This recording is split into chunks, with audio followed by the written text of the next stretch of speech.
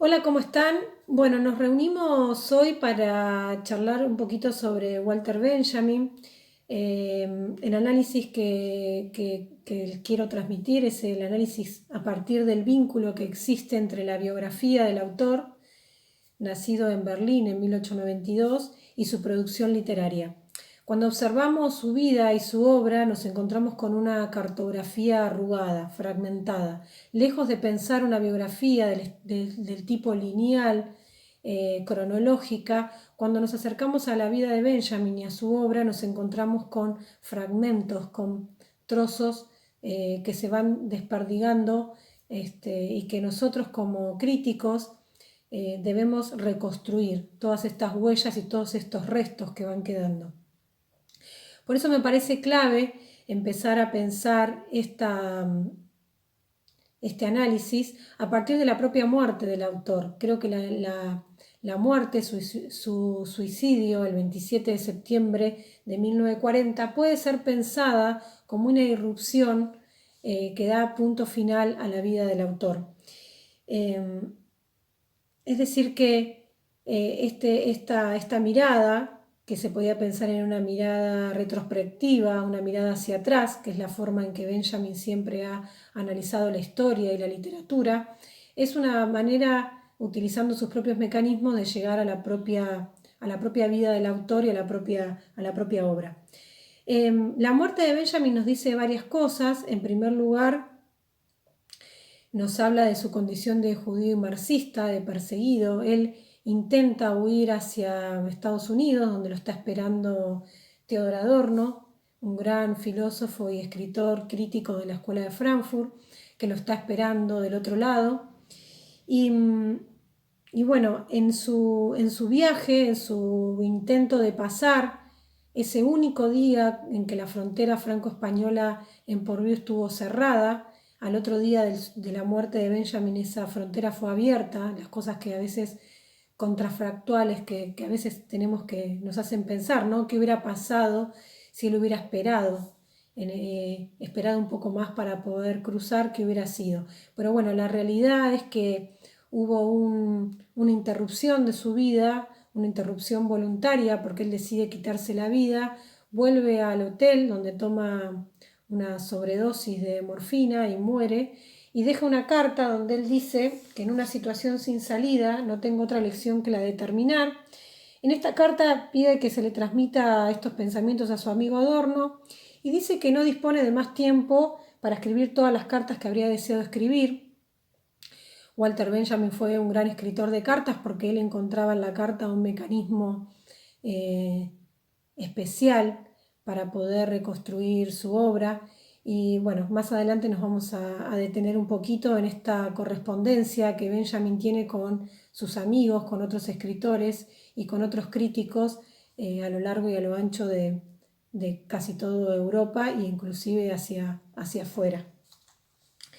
En primer lugar quería hablarles de Jesús Aguirre. Jesús Aguirre es un prologuista. Él hace un prólogo que aparece en Iluminaciones, este libro de Walter Benjamin. Y en relación a esto que les estaba diciendo, entre la obra y la vida del autor, dice: una larga serie de exilios y su suicidio fragmentan la existencia de Benjamin. Su obra está fragmentada hasta en su apariencia. Es decir, acá Aguirre lo que hace es un vínculo entre la vida y la obra, y esta fragmentación y irrupción que se produce en el momento en que Walter Benjamin decide quitarse la vida. Por otro lado, Aguirre nos habla de que la fragmentariedad de la creación benjaminiana tiene raíces en la pluralidad numerosa de fuentes de inspiración de su autor. Vamos a ver a lo largo de su obra que él se va a inspirar en diferentes, va a tener una manía, se podría decir, por las citas, por la acumulación de citas y también por elegir elementos que están en desuso, y él les va a volver a dar un nuevo orden. Todo eso que el sistema rechaza y que el sistema le da el carácter de despreciable o de basura, él lo va a reutilizar en su escritura. Y por otro lado, nos aclara Aguirre, que es muy importante este concepto, La irrupción benjaminiana nada tiene que ver con la inconclusión o inacabamiento causales e imprevisibles. Es decir, que esta interrupción o esto que se vuelve a veces inacabable no significa que sea inconcluso. Hay una voluntad, hay una intención en el autor de que esto sea de esta manera. En las cartas, como les decía antes, en las cartas que él escribe a Gretel Adorno, podemos ver algunos aspectos de su vida. Mariana Dimopoulos escribe un prólogo en esta correspondencia. Y nos dice que la autobiografía nunca escrita por Walter Benjamin está hoy guardada en su correspondencia, un poco lo que yo les decía antes, ¿no? Que podemos de alguna manera reconstruir su vida a través de las correspondencias. Si vemos el volumen de este libro, que es la correspondencia que solamente lleva adelante con Gretel Adorno, la mujer de Adorno, podemos ver la cantidad de cartas que Benjamin escribe y que Benjamin recibe. En una de sus cartas, Benjamin dice: «Te ruego que guardes mis cartas, quizás algún día te las pida prestadas para reconstruirme un diario personal». Hay una conciencia de autor de cuál es la función de estas cartas. Por otro lado, y si nos ubicamos en el contexto de la época, podemos pensar la carta es una instantánea. Pensemos en la época de la fotografía y otros de los elementos que a Benjamin le apasiona, tiene que ver con la fotografía. La carta es una instantánea de una vida, pero necesaria del comentario para no ser un simple y pálido retrato. La carta es verdaderamente una instantánea que ya no puede retocarse una vez puesta en el correo. Y además lo que agrega ella es que otra de las funciones de la carta es que la carta es un regalo y es de alguna manera una artesanía. Si nosotros pensamos en el texto de Benjamin, la obra de arte en la época de la reproductividad técnica, podemos pensar en ese concepto de aura que la carta mantiene. A lo largo de toda la carta, de todas las cartas que él se escribe con Gretel Adorno, podemos ver cuáles son las condiciones en que Benjamin escribe, siempre con una biblioteca, algunos libros que lo rodean, y la pobreza y sus problemas económicos que siempre están atravesados en este autor. Por otro lado, tenemos otra correspondencia, que es la correspondencia que él tiene con Auerbach, de 1935 a 1937, son 2 años donde él escribe con Auerbach, y hay una carta muy interesante que es una de las primeras que aparece en el libro, donde Auerbach le dice: «Qué alegría que usted todavía esté allí, que usted escriba y con tonos desaparecidos de nuestra patria. Por favor, denos rápidamente una señal indicándonos dónde y cómo se encuentra. Me enteré de su dirección de aquel tiempo a través del periódico de Frankfurt». Es importante porque ni siquiera sus amigos muchas veces sabían dónde estaba. Este deambuleo, esta actividad que hacía Benjamin de ir de un lado al otro, que después vamos a vincular con la tarea del flaner, de Baudelaire, que él también escribe mucho sobre Baudelaire y sobre el flanear, va a ser una de las cosas que va a aparecer en esta correspondencia. Y además, no solamente en las cartas, sino en las cartas aparece una especie de collage donde encontramos recetas, listados, nombres de amigos, escritores, que van a un poco complementar estas cartas que están como acompañadas de otros textos. Si volvemos un poco a la idea de la autobiografía y de la biografía, tendríamos que pensar la idea que tiene Benjamin acerca de la historia. En uno de sus libros, Conceptos de filosofía de la historia, Benjamin trabaja varias tesis, pero una de las cosas que trabaja es su concepto sobre la historia. Y lo hace a partir de un cuadro de Klee, que es este cuadro, que se llama Angelus Novus, donde aparece un ángel que está de espaldas, y él dice: «Ha vuelto el rostro hacia el pasado. Donde a nosotros se nos manifiesta una cadena de datos, él ve una catástrofe única que amontona incansablemente ruina sobre ruina, arrojándola a sus pies. Bien quisiera él detenerse, despertar a los muertos y recomponer lo despedazado, pero desde el paraíso sopla un huracán que se ha enredado en sus alas». Y al final dice que ese huracán es lo que nosotros llamamos progreso.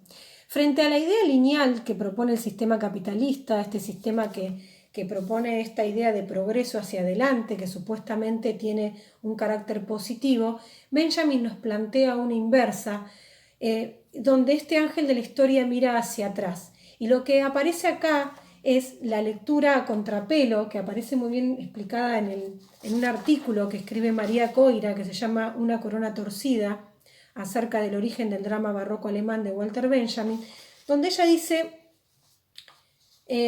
donde aparece esta cita donde ella dice: la historia la hacen los vencedores, expresaba Benjamin, ¿no? De ahí su recomendación a poner en escena la voz de los silenciados mediante el método de leer la historia a contrapelo.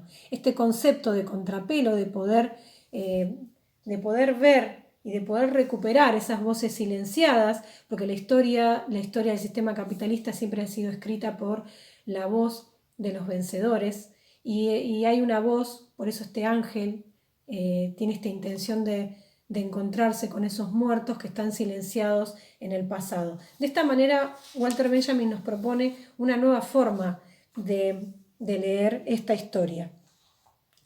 Para analizar los distintos mecanismos que utiliza Benjamin en sus escritos, yo tomé algunos prologuistas. En primer lugar, bueno, el de Jesús Aguirre, que ya se los comenté, pero hay un prólogo muy hermoso y muy valioso que está en el libro de Conceptos de Filosofía de la Historia, que es el prólogo de Hannah Arendt, una parte de una gran escritora. Hace un prólogo muy bello sobre este libro y nos dice que Walter Benjamin tiene una pasión por las cosas pequeñas y diminutas. Y hay algo muy importante que dice este prólogo, es que el tamaño de un objeto está relacionado para él inversamente proporcional con su significancia. Es decir, que cuanto más minúsculo y más pequeño es un hecho, más ilumina sobre la totalidad. Y ella lo que dice, que acá retoma la figura del flaneur de Baudelaire, lo que dice es que solamente el que pasea sobre los márgenes es capaz de reconstruir todos esos pedazos, todos esos lugares insignificantes que podrían pensarse de esa manera, y puede recolectarlos para hacer algo nuevo, ¿no? Y dice que el trabajo principal de Benjamin consistía en arrancar fragmentos de su contexto original y ordenarlos de nuevo, de tal manera que se ilustraban mutuamente como una especie de montaje surrealista, que es un poco una manía que tiene Benjamin de extraer de su contexto original fragmentos, citas, y llevarlos a otro lugar en otro orden, que vamos a ver más adelante que a veces es el orden que rige en la infancia, como por ejemplo el orden que tiene un niño cuando colecciona, en qué orden guarda ese niño en su caja las mariposas, las postales, las estampillas, los insectos. Él va a utilizar ese tipo de orden para ordenar lo que saca de contexto. Y de esa manera va formando diferentes collages que se podían pensar en una forma surrealista. Y lo que dice Hannah Arendt es que Walter Benjamin de alguna manera lo que hace es taladrar, ir hasta el fondo, obtener el agua de una fuente oculta en lo más hondo de la tierra. Entonces la palabra se vuelve más importante que la frase. Y utiliza una metáfora muy linda que es la del buscador de perlas. Dice, como el buscador de perlas que baja al fondo del mar, no para excavarlo y exponerlo a la luz, sino para extraer lo valioso y extraño, las perlas circular de las profundidades, y llevarlos a la superficie. Este pensar sondea el fondo del pasado, pero no para resucitarlo tal como era, ni para construir a la renovación de edades extintas. Es decir, que acá lo que se plantea es una nueva forma de leer la historia y una nueva forma de leer el pasado. Pensemos qué haría alguien que encuentra una perla o que encuentra una ostra abajo del mar. ¿Cuáles serían las diferentes funciones que podría cumplir el encontrar? Seguramente Benjamin iría a encontrar el aura de esa ostra, iría a encontrar otros elementos que lejos están de lo que haría este sistema con esos elementos, con eso que se transforma siempre en mercancía, según él. Bueno, y el otro escritor que para mí ilumina mucho sobre la obra de Benjamin es Jorge Monteleone, que que en el texto Infancia en Berlín, hacia 1900, él realiza un prólogo donde introduce un concepto, que en realidad es un concepto de Proust, que tiene que ver con la memoria involuntaria. Dice, sobre el conocimiento de la memoria involuntaria, no es que en ella las imágenes surjan espontáneamente, sino que su totalidad consiste en imágenes que jamás vimos antes de haberlas recordado. El ejemplo más claro son esas imágenes en las cuales, como sucede en algunos sueños, aparecemos en persona. Esta idea de imagen, que después van a retomar otros autores, y a la que Beatriz Arlo, por ejemplo, es una de las que se va a dedicar a estudiar la imagen de Benjamin, es muy interesante porque ayuda a leer el texto Infancia en Berlín.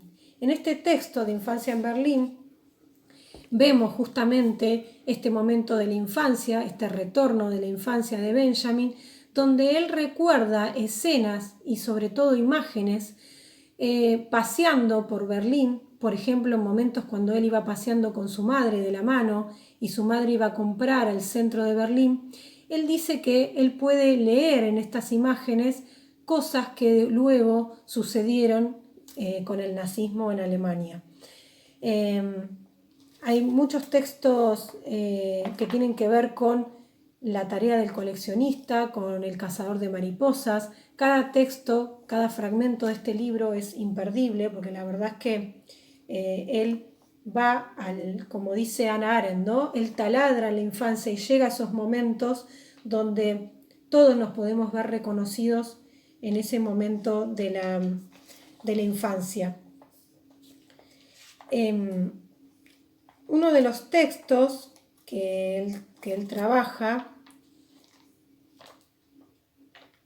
es el del pupitre, por ejemplo, donde él ve al pupitre como un pequeño refugio y él va haciendo un recorrido sobre la escuela y cómo esa escuela donde él se educó, esas canciones infantiles que eran cantadas, esa imagen del jorobadito que muchos críticos de Benjamin van a trabajar, van a dar luz, van a iluminar mucho más que la historia tradicional, que la historia de los vencedores.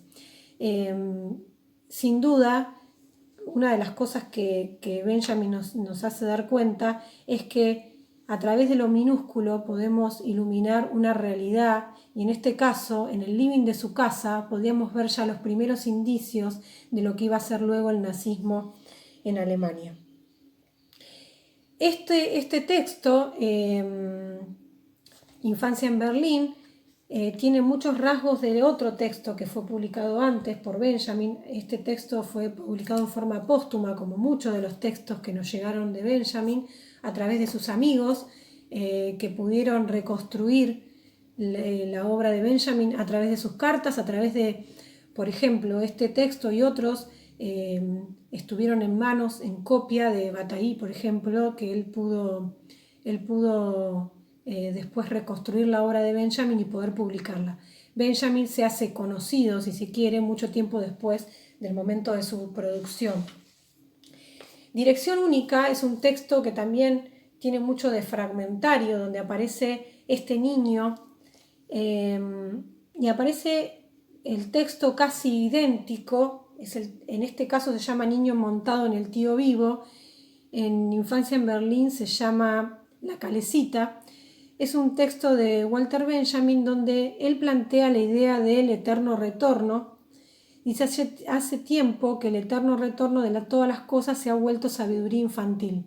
Y esto él lo describe a partir de la escritura de este texto, donde él sube a la calecita y describe en forma poética y a través de la utilización fantástica que él hace de la metáfora, cómo su mundo va girando y su madre está ahí como una estaca mirándolo. Y ese segundo en que él la deja de ver y todos esos árboles y todo empieza a girar, todo lo que a él le pasa en ese momento. Después tiene otros textos, El niño desordenado, El niño leyendo, donde podemos observar esas imágenes de la infancia de Benjamin.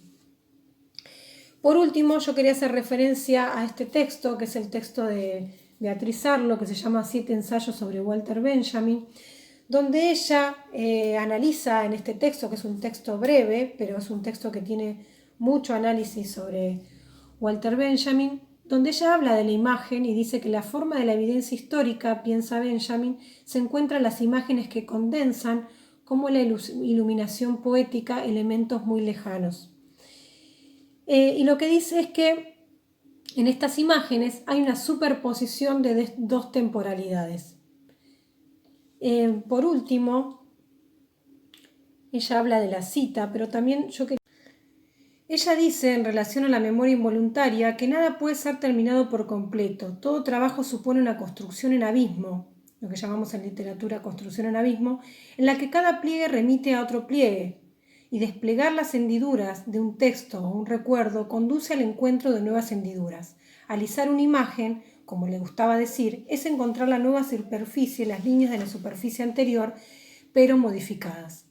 En este sentido, aclara Beatriz Arlo esta idea de la escritura en abismo, como si pensáramos la escritura como si fuera una muñeca rusa, ¿no? Donde dentro de algo siempre encontramos otra cosa y eso se va desplegando.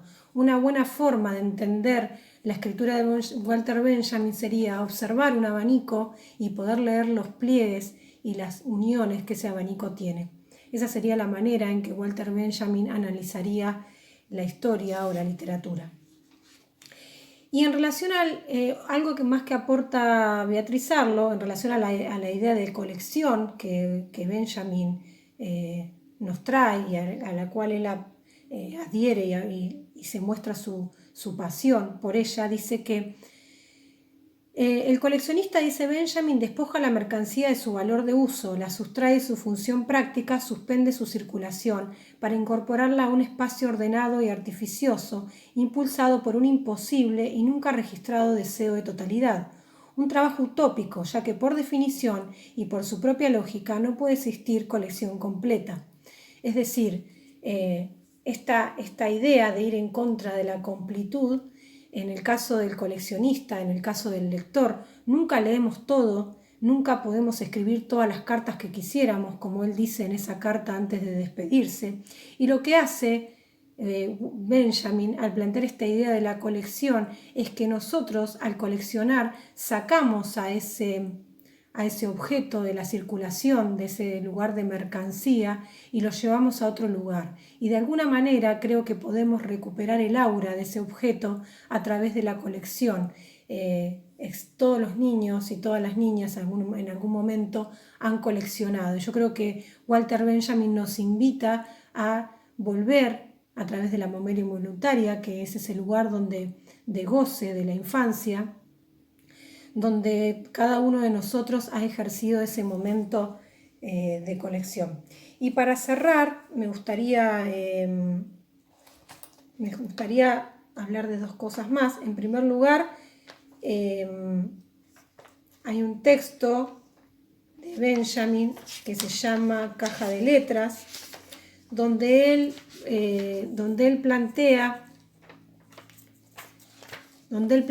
esta cuestión de la infancia y dice: lo que busco allí es en realidad a ella misma, a la infancia entera, tal como estaba contenida en la maniobra con la cual la mano desplazaba las letras en el atril, donde debían ordenarse formando palabras. La mano aún puede soñar con esa maniobra, pero nunca más despertará para llevarla realmente a cabo. Del mismo modo, puedo soñar con cómo aprendí a caminar alguna vez, pero no me ayuda en nada. Ahora puedo caminar. Lo que ya no puedo es aprenderlo. Lo que hace Benjamin en este texto es recuperar ese momento, esa caja de letras con la cual él aprendió a leer y escribir, y ese momento en el que él aprende es único e irrepetible, y ese momento ilumina sobre la totalidad. María Negroni es una de las que toma Walter Benjamin, sobre todo esta idea de la colección, y ella piensa la infancia como un estado de colección, esta idea de ser el coleccionista de la infancia. Y lo que dice ella, que es muy hermoso, es que la poesía es la continuidad de la infancia por otros medios. eso es un poco lo que ella replica. Esta idea de escribir poesía es una forma de escribir al modo de la infancia y realizar una continuidad entre ese momento de nuestras vidas y el presente. Y por último, y para cerrar, un poco para relacionar lo que hablábamos al principio en esta idea entre vida y obra del autor, hay una metáfora que utiliza Benjamin en su libro Infancia en Berlín, en un texto que se llama La Media. Él siempre diferenció se diferenció del resto de los críticos en esta idea de que forma y contenido son dos cosas diferentes. Él decía, a través de esta metáfora, que es la metáfora de la media, él decía esto: pues ahora me disponía a desenvolver lo traído de su bolsillo de lana. Lo iba acercando a mí cada vez más, hasta que ocurría lo desconcertante. Había extraído lo traído, pero el bolsillo en el que estaba metido ya no estaba ahí. Nunca me cansaba de poner a prueba este proceso. Me enseñó que la forma y el contenido, el envoltorio y lo envuelto son lo mismo. Me instruyó a sacar la verdad de la poesía con tanto cuidado como la mano infantil sacaba la media del bolsillo. Y bueno, una manera de cerrar con esta metáfora, esta idea, que quizás en un objeto de lo cotidiano, en ese cajón de medias que él le alucinaba, hacer ese ejercicio de poner la media en su bolsillo y hacer desaparecer ese bolsillo, y que la media y el envoltorio se transformaban en una sola cosa, es una forma de entender también que la vida de Benjamin y su producción literaria pueden ser leídas de la misma manera y con los mismos mecanismos que él llevaba adelante. Así que bueno, los invito a acercarse a la obra de Benjamin y a sus escritos y poder descubrir a través de lo minúsculo y poder develar entre todos y entre todas cuál es la verdad de la historia, cuál es la verdad de cada relato.